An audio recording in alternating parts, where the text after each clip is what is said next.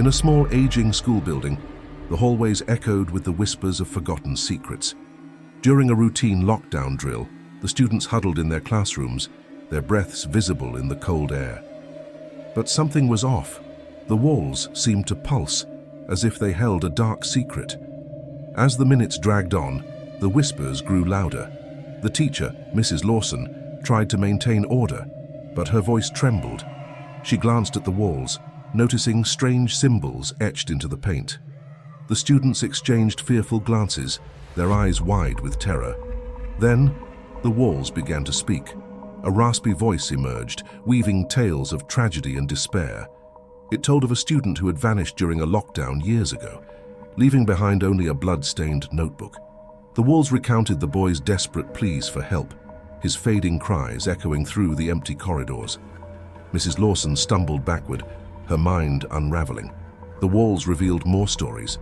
The janitor who had disappeared, the ghostly footsteps that haunted the basement. The students clung to one another, their tears freezing on their cheeks.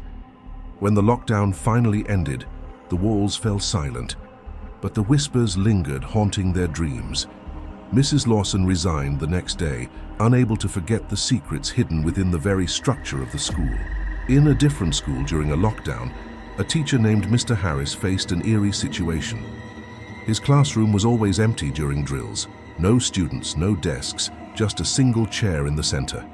The other teachers avoided the room, claiming it was cursed.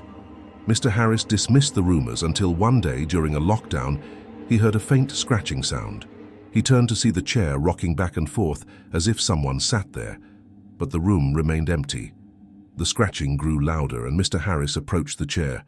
Carved into its wooden surface were names of students who had vanished during previous lockdowns. Their desperate pleas echoed in his mind. He could almost hear their voices, urging him to find them. As the lockdown continued, Mr. Harris felt a presence behind him. He turned, expecting to see a student, but instead, he faced an empty room.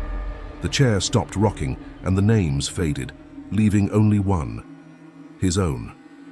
Terrified, Mr. Harris fled the room, vowing never to return. But late at night, he heard the scratching again, coming from the empty classroom.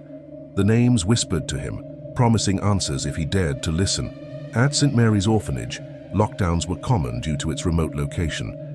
Sister Agnes, the stern headmistress, enforced strict rules.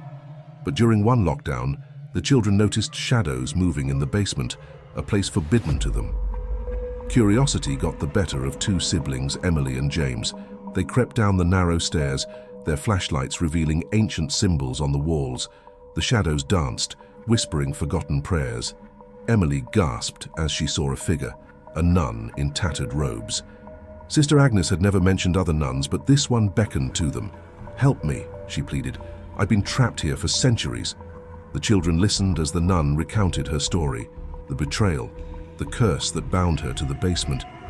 She begged them to break the curse, to free her restless soul.